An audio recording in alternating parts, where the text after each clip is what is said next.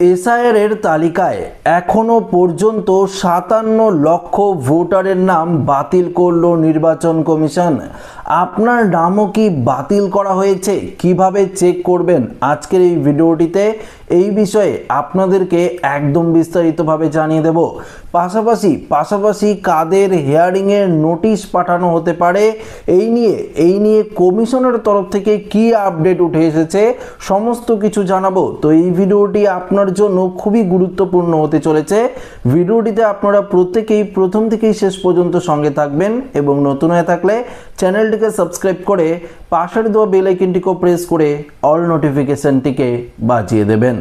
তো বন্ধুরা, প্রথমত আপনাদেরকে জানিয়ে দিই, আপনারা প্রত্যেকেই এসআইআর এর ফর্ম ফিল আপ করে বিএলওর হাতে জমা দিয়েছেন এবং সেই ফর্ম বিএলওরা কিন্তু ডিজিটাইজেশনও করেছে। এখনো পর্যন্ত প্রায় 99.87% ফর্ম কিন্তু ডিজিটাইজ হয়ে গেছে। তবে নির্বাচন কমিশন আজকের এই মুহূর্তের আপডেটে পরিষ্কারভাবে জানিয়ে দিয়েছে এখনো পর্যন্ত 57 লক্ষের ওপরে এসআইআর এর যে ভোটার তালিকা রয়েছে সেখান থেকে তালিকায় প্রচুর পরিমাণে নাম কিন্তু বাতিল করা হয়েছে। এই 57 লক্ষের মধ্যে রয়েছে মৃত ভোটার, স্থানান্তরিত ভোটার, ডুপ্লিকেট বা নকল ভোটার এবং আরও অন্যান্য কারণে তাদের নাম কিন্তু বাতিল করা হয়েছে। তো আপনার নাম যদি এই তালিকার মধ্যে পড়ে যায়, ধরুন আপনারা এসআইআর ফর্ম জমা দিয়েছেন এবং সেই অনুযায়ী বিএলওরা তো আপনার ফর্মটি ডিজিটাইজ করে দিয়েছে, তাই না? অনেকে আপনার স্ট্যাটাসও চেক করে দেখেছেন যে আপনার ফর্ম সাকসেসফুলি সাবমিটও হয়েছে এবং অনেকের ফর্ম কিন্তু সাবমিট এখনো পর্যন্ত হয়নি। তো তাদের কি করণীয়, তারা কি করবে? যদি আপনার ফর্ম সাকসেসফুলি সাবমিট না দেখায় তাহলে তো খসড়া ভোটার তালিকা যেটি 16ই ডিসেম্বর প্রকাশিত হবে সেই তালিকায় কিন্তু আপনার নাম উঠবে না। তখন কিন্তু আপনারা একটি বড়সড় সমস্যায় পড়তে পারেন। ধরুন খসড়া ভোটার তালিকায় দুটি তালিকা প্রকাশিত করা হবে, একটি হলো খসড়া ভোটার তালিকা, আরেকটি হলো যাদের নাম বাতিল গেল সেই তালিকা প্রকাশিত হবে। তো ধরুন আপনার নাম খসড়া তালিকায় না উঠে যেই তালিকায় বাতিলের যে একটি তালিকা প্রকাশিত হবে পাশে, সেই তালিকায় আপনার নাম উঠে গেল ভুলবশত কারণে, তখন আপনাদের কি করতে হবে তো জানাবো, একটু মনোযোগ সহকারে দেখবেন। তার আগে আপনাদেরকে জানিয়ে দিই যে আপনার নামও বাতিল হলো কিনা আপনারা কিভাবে বুঝতে পারবেন। তো আমি অন স্ক্রিনে স্ক্রিনশট দিয়ে দিচ্ছি। দেখুন, প্রথমত আপনাদেরকে যেতে হবে, নিজেদের মোবাইল ফোন থেকেই চেক করতে পারবেন। তো প্রথমত আপনাদেরকে যেতে হবে voters.eci.gov.in, এই যে অফিসিয়াল ওয়েবসাইট রয়েছে আমি অন স্ক্রিনে কিন্তু লাগিয়ে দিয়েছি, এই অফিসিয়াল ওয়েবসাইটে আপনাদের যেতে হবে। তারপর এতক্ষণে হয়তো আপনারা এতদিনে নিজেদের ফোন নাম্বার দিয়ে রেজিস্টার করেও রেখেছেন, সেই রেজিস্টার ফোন নাম্বার দিয়ে ক্যাপচার কোড দিয়ে আপনারা যদি সেন্ড ওটিপি করেন তাহলে মোবাইল ফোনে ওটিপি আসলে আপনারা পরবর্তী পেজে চলে যেতে পারবেন। সেটাও স্ক্রিনশট দিয়ে দিচ্ছি। সেখানে হচ্ছে এনুমারেশন অর্থাৎ ফিল এনুমারেশন রয়েছে, সেই অপশনে আপনাদের ক্লিক করতে হবে। ক্লিক করার পর পরবর্তী যে পেজটি খুলবে সেটি হলো আপনারা কিভাবে চেক করবেন যে আপনার নামটি সাকসেসফুলি হয়েছে কিনা। যদি না ওঠে তাহলে কি আসতে পারে সেটিও আপনাদেরকে জানাবো। তো দেখুন, পরবর্তী যে পেজটা রয়েছে এখানে অবশ্যই আপনাদের 12টি রাজ্যের মধ্যে নিজেদের রাজ্য ওয়েস্ট বেঙ্গল সিলেক্ট করতে হবে। পাশাপাশি আপনার ইপিক নাম্বার দিয়ে যদি সার্চ করেন তাহলে তো সাকসেসফুলি সাবমিট দেখাবে, তাই না? তো অন স্ক্রিনে তো দেখতেই পাচ্ছেন আপনারা। তো যদি আপনাদের সাকসেসফুলি সাবমিট দেখায় তাহলে তো হয়ে গেল, খসড়া তালিকায় নাম উঠবে। যদি না দেখায়, এক ব্যক্তির নাম এখনো দেখাচ্ছে না, তো আমি অন স্ক্রিনে দিয়ে দিয়েছি, আপনারা আবারও দেখুন যে দেখতে পাচ্ছেন এক ব্যক্তির নাম এখনো পর্যন্ত সাকসেসফুলি সাবমিট দেখাচ্ছে না। তো এরকম যদি আপনার ফর্মও, আপনারা এখনই চেক করে দেখুন, এরকম যদি আপনার ফর্মও দেখায় তাহলে কিন্তু দেখুন খসড়া তালিকায় আপনার নাম কিন্তু নাও উঠতে পারে। কেননা আপনার ফর্ম যদি ডিজিটাইজ না হয়, আপনার ফর্ম যদি সাকসেসফুলি সাবমিট না করতে পারে, আপনার ফর্ম যদি ডিড নট ম্যাচ দেখায় বিএলও অ্যাপে, তাহলে বিএলওরা কিভাবে সাবমিট করবে? তখন বিএলওরা পুনরায় আপনার অ্যাড্রেসে যাবে।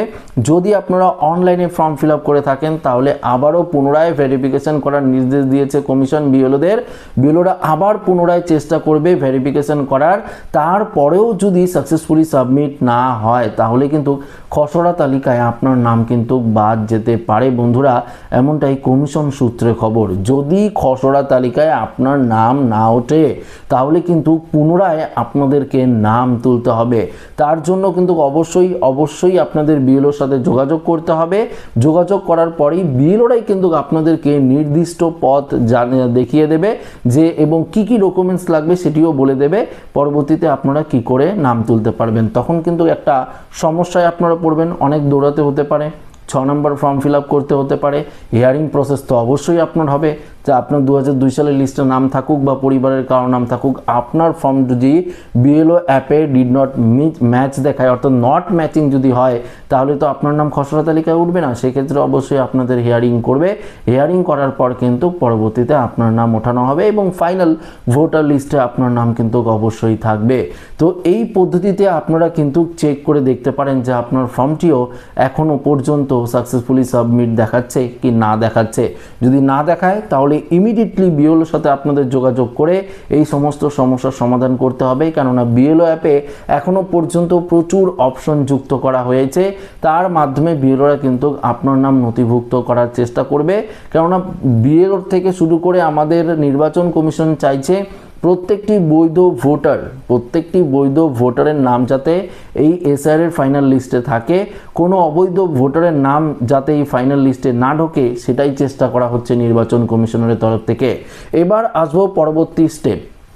ধরুন আপনার ফর্ম অর্থাৎ এখানে ডিজিটাইড হয়ে গেছে, খসড়া তালিকায় আপনার নাম উঠলো 16ই ডিসেম্বরের খসড়া তালিকায়।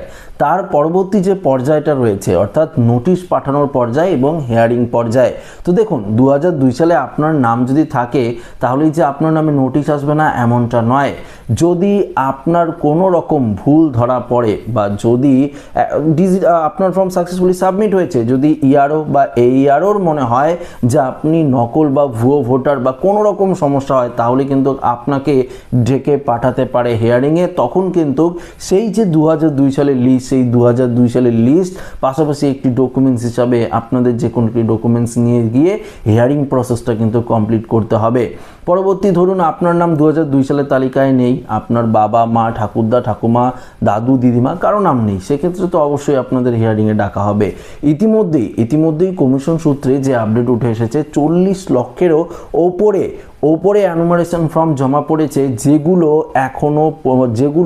এখনো পর্যন্ত ডিজিটাইড হয়ে গেছে কিন্তু তাদের নিজের নাম নেই বা পরিবারের কারো নাম নেই। তো বুঝতেই পারলেন 40 লক্ষের ওপরে মানে প্রচুর সংখ্যক এমন ফর্ম রয়েছে যেগুলোকে 100% হিয়ারিংয়ে কিন্তু ডাকা হবে। তো নোটিশ আপনার বাড়িতে যাবে, নোটিশেই কিন্তু উল্লেখিত থাকবে সময় তারিখ থেকে শুরু করে সব কিছু। সেই অনুযায়ী আপনাদের হিয়ারিংয়ে প্রেজেন্ট হতে হবে। সেই যে 11টি নথি রয়েছে তার মধ্যে যে কোনো একটি নথি নিয়ে আপনাদের প্রেজেন্ট কিন্তু হতে হবে, তাহলেই আপনারা হিয়ারিং প্রসেস কমপ্লিট করতে পারবেন। ধরুন আপনার কোনো রকম ডকুমেন্টস নেই, আমি একটি নিউজের মাধ্যমে দেখতে পেলাম যে কিছু লোকের ভোটার কার্ড আধার কার্ডই রয়েছে, বাকি সব বন্যায় ভেসে গেছে। সেক্ষেত্রে আপনার জন্য কিন্তু এক্সট্রা করে কোনো রকম ব্যবস্থা করতে পারে, সে নির্বাচন কমিশন হোক রাজ্য সরকার হোক, সেটা অবশ্যই ব্যবস্থা করতে পারে। তো সেই নিয়ে কিন্তু হিয়ারিংয়ে অবশ্যই আপনাদেরকে যদি ডাকে আপনাদের কিন্তু বলতে হবে যে আমাদের বন্যায় সমস্ত নথি হারিয়ে গেছে, এখন আমরা কি করব স্যার বা হ্যানা তেনা। তো অবশ্যই তারা কিন্তু কোনো রকম পদ আপনাদেরকে বলে দেবে। এছাড়া কিন্তু 11টি ডকুমেন্টসের মধ্যে যে কোনো একটি ডকুমেন্টস আপনাদেরকে দেখাতেই হবে হিয়ারিংয়ে। তাছাড়া কিন্তু ফাইনাল যে লিস্ট রয়েছে সেই লিস্ট থেকে আপনার নাম কিন্তু বাতিল হয়ে যাবে। তো বন্ধুরা, এই যে এসআইআর এর প্রসেস, এটা নিয়ে কিন্তু আরো কঠোর স্টেপ নেওয়া হচ্ছে নির্বাচন কমিশনের তরফ থেকে। বিশেষ করে সমস্ত নকল ভোটার, ডুপ্লিকেট ভোটার ধরার জন্য একের পর এক এআই ব্যবস্থার মাধ্যমে, এআই সফটওয়্যারের মাধ্যমেও কিন্তু চিহ্নিতকরণ করা হচ্ছে। একের পর এক বিভিন্ন ধরনের যে লিঙ্ক সেগুলো কিন্তু করার নির্দেশ দিয়েছে, রিভেরিফিকেশন করার নির্দেশ দিয়েছে নির্বাচন কমিশন। এবং ডুপ্লিকেট ভোটার ধরার জন্য ঘোষণাপত্রও কিন্তু স্বাক্ষর করতে বলেছে প্রত্যেকের বাড়িতে গিয়ে নির্বাচন কমিশন। পাশাপাশি যারা মৃত রয়েছে বা যারা এখনো পর্যন্ত অ্যানুমারেশন ফর্ম জমা দেয়নি তাদের আনকালেক্টেড বলে বিএলও অ্যাপে লিখতে হবে। তো এই সমস্ত কিছু নিয়ে কিন্তু নির্বাচন কমিশনের তরফ থেকে নির্দেশ দেওয়া হয়েছে বিএলওদের। সেই অনুযায়ী কিন্তু বিএলও অফিসাররা কাজ করে চলছে। এখনো পর্যন্ত এই আপডেটই কিন্তু আমাদের হাতে উঠে এসেছে। তো আশা রাখবো এই ভিডিওটি প্রত্যেকের ভালো লেগেছে। ভিডিওটি ভালো লাগলে লাইক করবেন, বন্ধুদের সাথে শেয়ার করবেন। নতুন হয়ে থাকলে চ্যানেলটিকে সাবস্ক্রাইব করে আমাদের সঙ্গে জুড়ে থাকবেন। ধন্যবাদ।